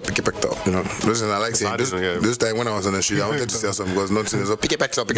Blue ni yellow. Blue ni yellow. Yes, pick a pector. Yeah. So the guy was I was practicing because I wanted to sell because things weren't going. So the guy was selling. The guy came to the car, and the way the man saw, you know, tough man selling something like that. The man was like, now we Juma Ben over ton what old ton pig. So chairman, when you say me yet tie Juma my hair say my brother shippy from my brother an accident Accra, so there's a problem, so he couldn't say tie Juma. Now we understand. The guy was like, and what my governor told me, the guy Oto ebia 1,000 ties. We are saying, they said the calculation the guy was giving was like, do you know my godfather went to buy ties? Use the guy's format. Now he has a tie like, hey, Charlie, Jesus Christ. And this guy was walking with the idea on the street. So he took his number. The next time he met the guy, he asked the guy about another business. He told the guy that, when he said so he gave the guy 50,000 Ghana cedi. Wow. And he asked the guy that, what is he going to use this money for? Do you know what the guy told him?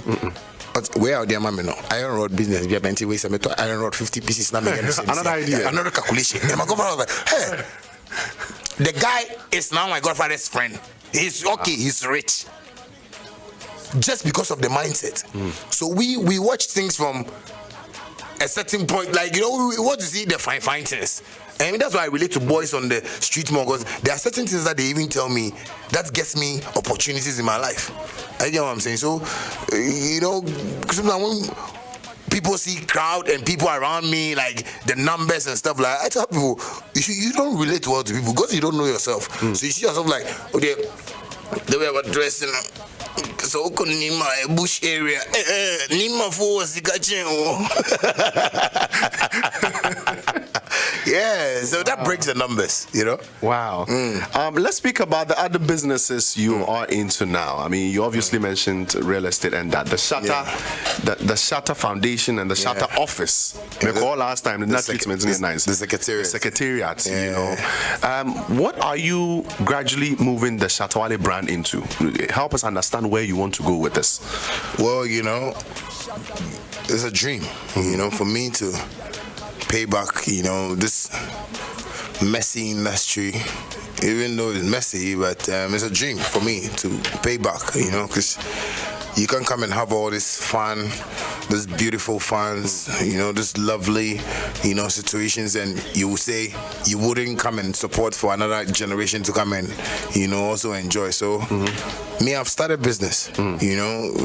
I know most artists might think say minimum was the same league album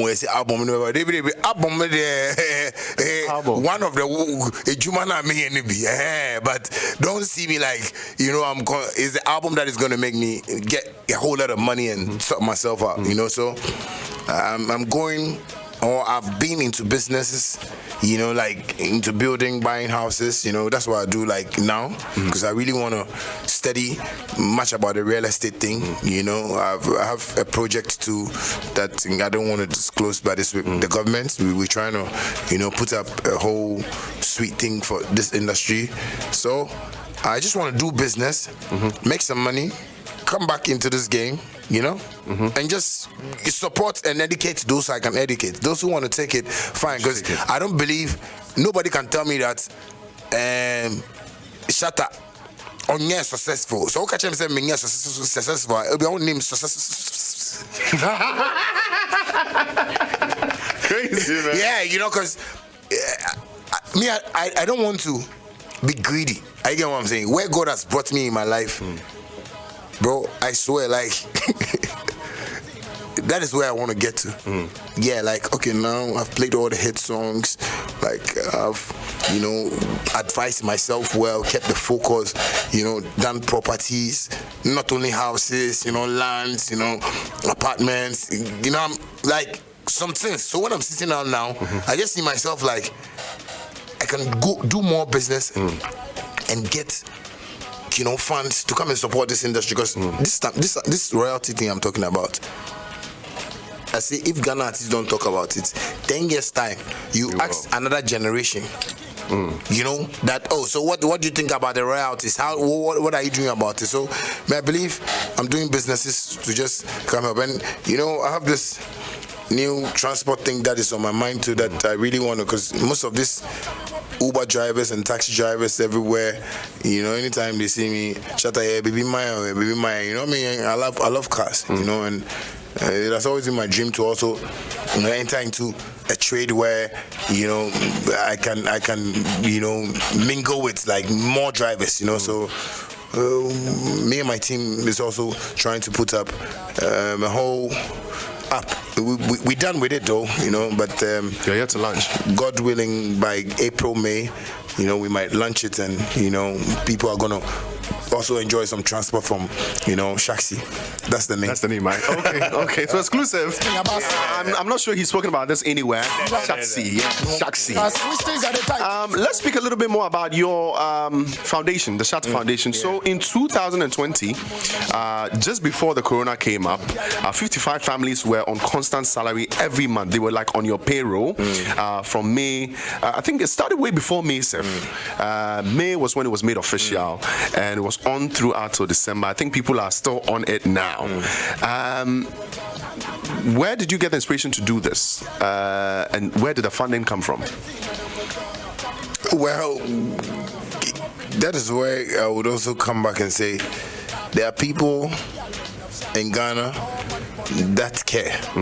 You get me? Like, for instance, this Shatta Foundation, you know, has really gotten me a few like NGOs, you know, a few, you know, organizations that really see like the way forward for this whole dream. So if I am having these people around me like this, I feel like there is more we can do for the community and the society. That's why sometimes I tell people that there is blessing in giving, and people don't know. So if I see like approaches from organizations telling me, oh, we love your Shatta Foundation, we really want to help you, we really want to support and stuff like that,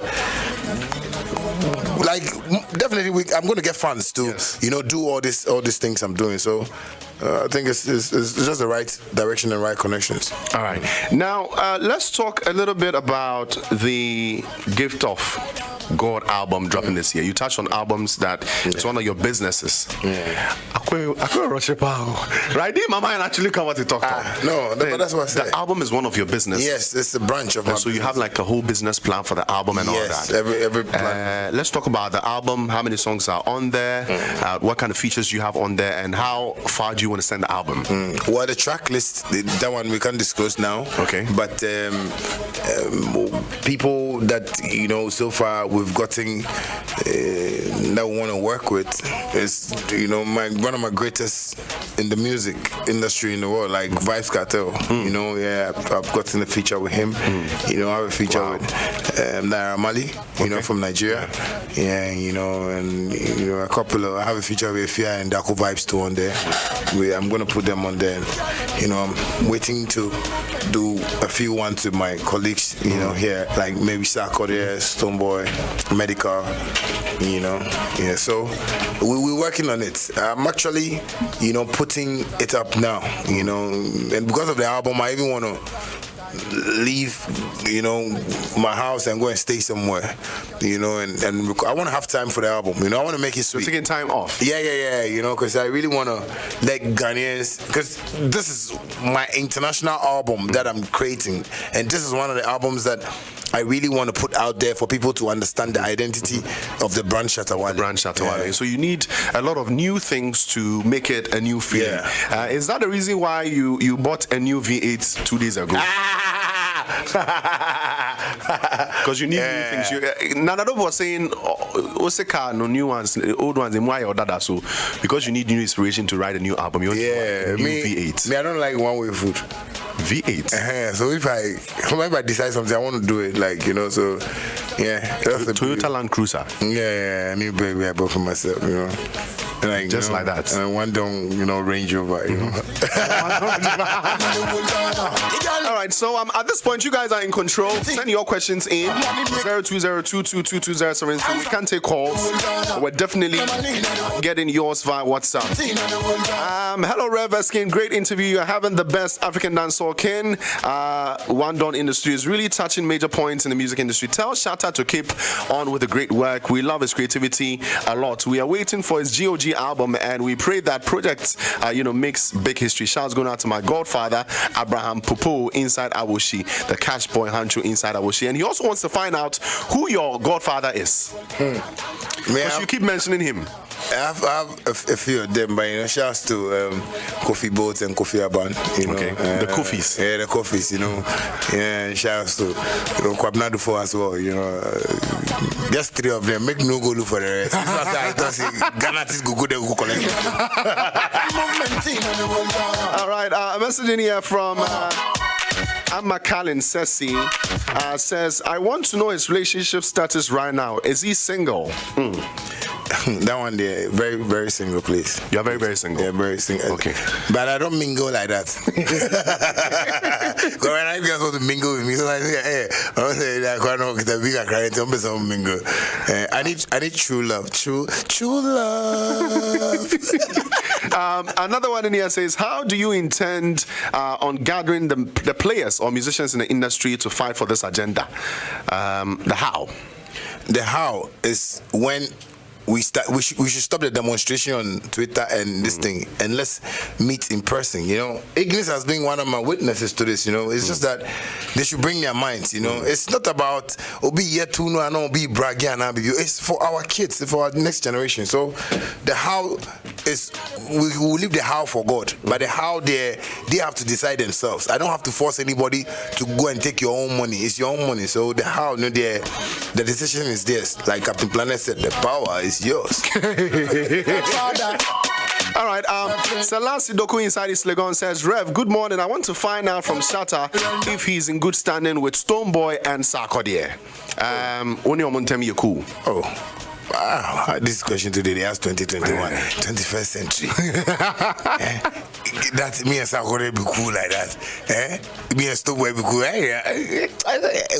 Who asked that question? Again. Salasi, look at girl. Salasi, I'll come to your place. No, but you guys are cool, right? No, I know we're too good. Like, everything that happens, people take it in a certain way, but someone like Sarkodie, we've had discussions upon discussions. So if I tell people that, okay, me and Sarkodie, what happened between us with the beef and everything, we knew about it. What would Ghanaians say? I'm going to say, Sarkodie, try and trust her. And guess what, try and trust her, but I have some people that I constantly talk to. Sarkodie is one of the main people. Apart from Sarkodie, medical. I get what I'm saying. Stoneboy is my blood, like due to our, this here and there thing. So we we've spoken a lot about things. So sometimes I wonder why people want to feel like if I see Sir Cody, but why would I'm a gentle guy. Just like, I'm a bad man. Very cool guy. You know the one problem for that. I don't problem. DJ Millsy says, good morning, Rev.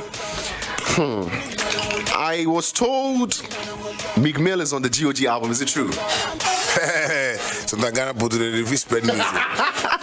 No, it's not true. No. But you know, I've had like a chat with him like on IG like once. You know, and I think he likes Ghana and he wants to come to Ghana and stuff like that. But I've not got him like. I'm only cool with his cousin Omili. Okay. Yeah, but like me and him haven't like had no conversation yet. Yeah, but on Instagram like we've had a few talks. All right, so he's not on there. No, but we wish to, because I'm looking for another superstar in America to what I'm talking right now. So my giant show also on that side. Yeah. Okay. Messaging here from Shatta Madrid says, "Tell Shatta I love him so much. He loves you back." Another one in here says, "When are you releasing Letter to Bob Marley? You have a project like that coming up?" It's crazy. I recorded a song I think 4 years ago, and up to now the fans really want that. Recently Bob Marley's birthday I think is coming up, so they're doing this celebration something, and I had the opportunity to talk to some people from Jamaica, so I've actually done a video for him to also celebrate him as well. So all right.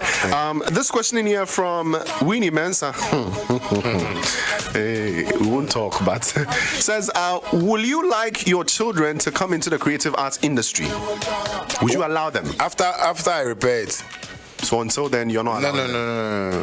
You won't let your children become creatives here in Ghana? Unless it's repaired. Yeah, because my kids, if they come and they see these things, their father there is come, they will bring a muka and things, so. Yeah, so unless it's being structured well, because it's stressful. It's kind of like to this industry. If you don't take care, bibi begel. Yes, apart from Kumayare, you see, you can be working, but you are not well. Like what dress you find, but you're bottom for. And that is the kind of industry we are living in. And people are scared to talk. That is the problem here. You understand? People don't want to talk, and you see, that's why I'll go back again and tell people that even if you are scared to talk, look at the parliamentarians. Yes, they are taking it on physically. No, they don't care. If it was us that fought at conference center, like right now we are in prison, but see them. We were also fighting for something award. We know say if you get award, you go there, go. But see them, they can do this and go scot-free.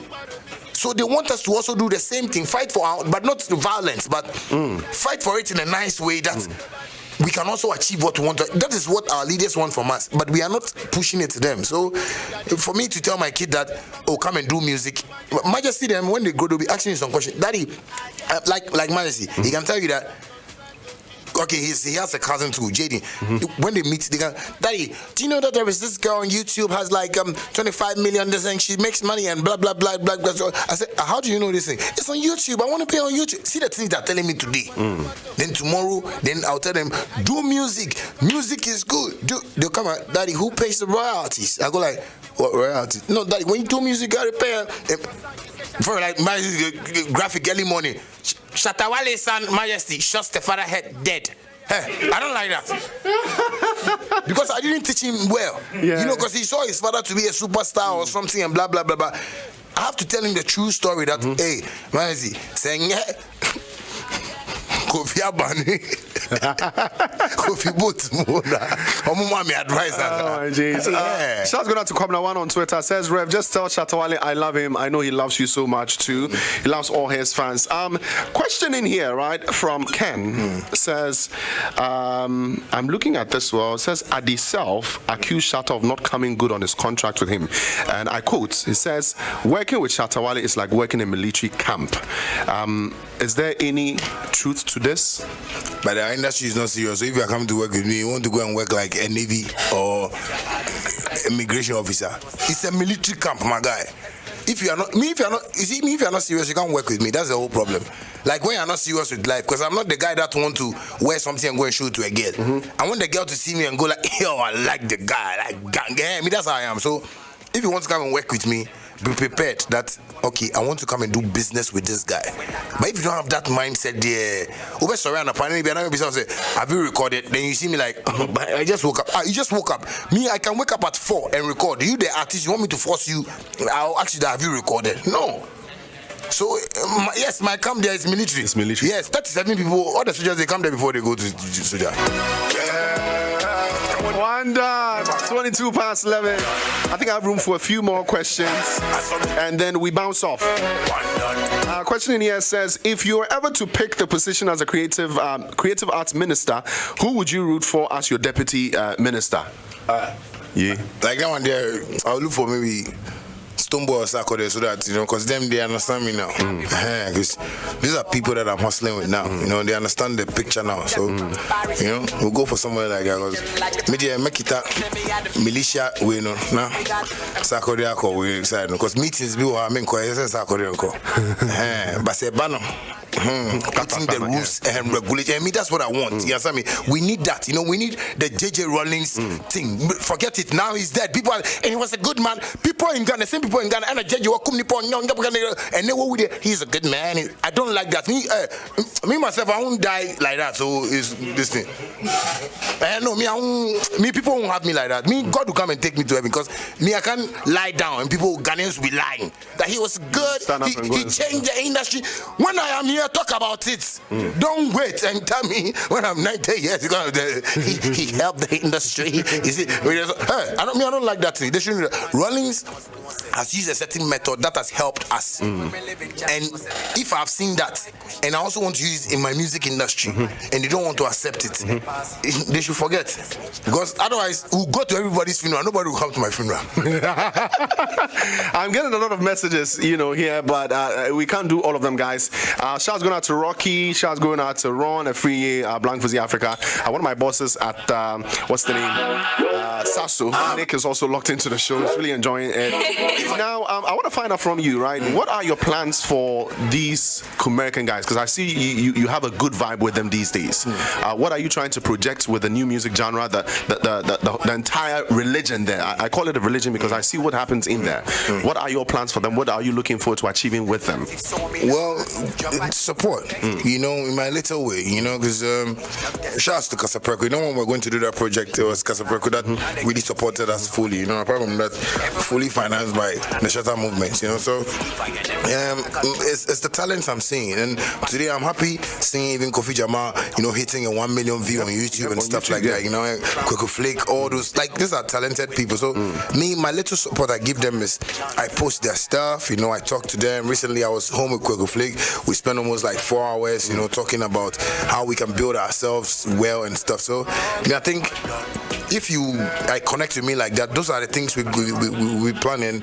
Me, America, I've told people in the next 10 years, that's where entertainment is going to be. If somebody like, we should bet today, so that next 10 years I can take some $10 million. Yes, because what they are doing is entertainment, but it's because we don't understand entertainment, so we see them and we go like, now where I don't know where you should. No, it's culture. When you see Pop Smoke them where they come out, where they stand shop, store in front, they do video. That is why Jamaica is where they are today, because Jamaica portrays their culture the way it is. Ghana, Kumasi for Musha fake, Kumasi for Musha fake. Unim original koto. Yes, but this is the same Americans that are putting Ghana on the map today. Yes, and no Accra artist should find that, otherwise because the air question and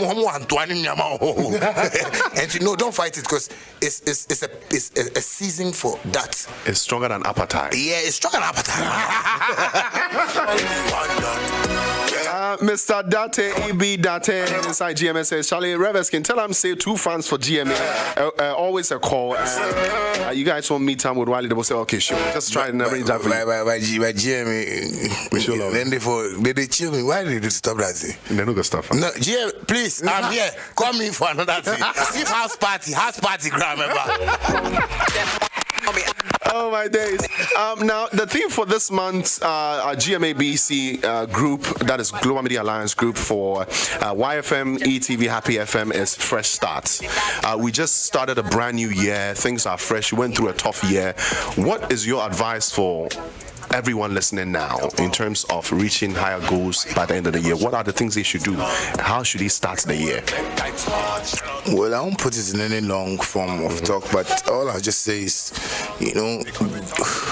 when you are yourself and you have focus, I think there are greater achievements to that, so maybe anybody listening to me now, whether young or old, I think you should just sit down and analyze who you are and what you've told yourself once upon a time and you've not achieved. So at least you check the mistakes in your life and just focus on whatever you want to get and get there. Because me, that's what I believe. I don't believe in I believe in you. Like when you know who you are, you can get to where. So I beg, just be yourself and focus. That's the word. All right. Thank you so much, Charlie. It's been a journey. I've really enjoyed every bit of it. I know. Thanks so much for blessing us. God Thanks bless so much you. for coming through Wiley the Word I'm Series. so happy I'm here. I'm happy too. Because I feel like, I'm a youth now. No. You've always been a part of us. One last question, by the way, before you go. The new series that you have on your social media, the Shatta Wale, the captain, captain, I don't know. My team want to find out. Okay, is it a team effort, or you simply just came up with it? Is it something you planned to do? It's something I want to start doing on YouTube. Okay. My YouTube account. So since people are loving it now, and now I'm also getting fans with that side of my art. So it's something that is in the pipeline. We plan it every time we do it. Okay. Because recently I had to buy a whole baseball, this thing from the New York Giants. Yeah, just so you can wear come and sit on Facebook and do that thing and have that potential. Next time they see me, it's a judge. All right, lawyer and judge. So I need a last favor from you. Since you're here and we touched on that, let's get into that Chatawali character right now. Touch on one thing, Hey, wow. So okay, give me a topic. Topic. Ganj.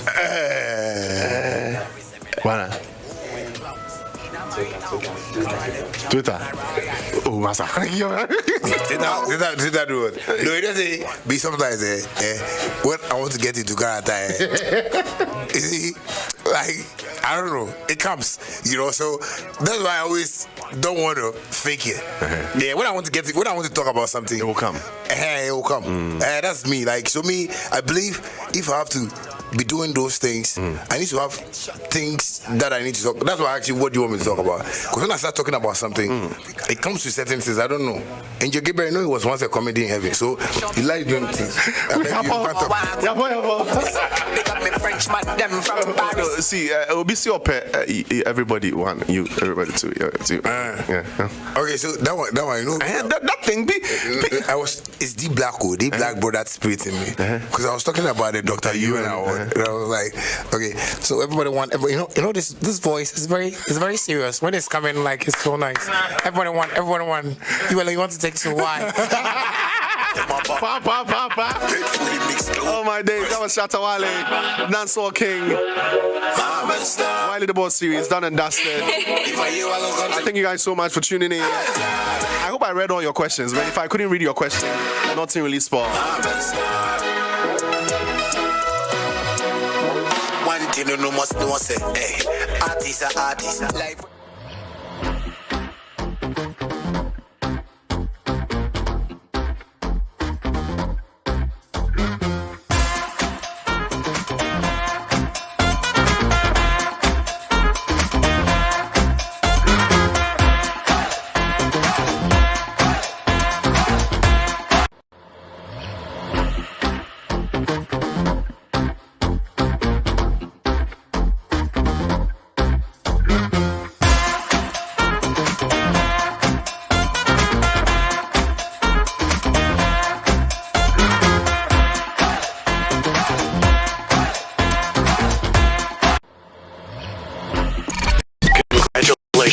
You is Ghana's best urban music.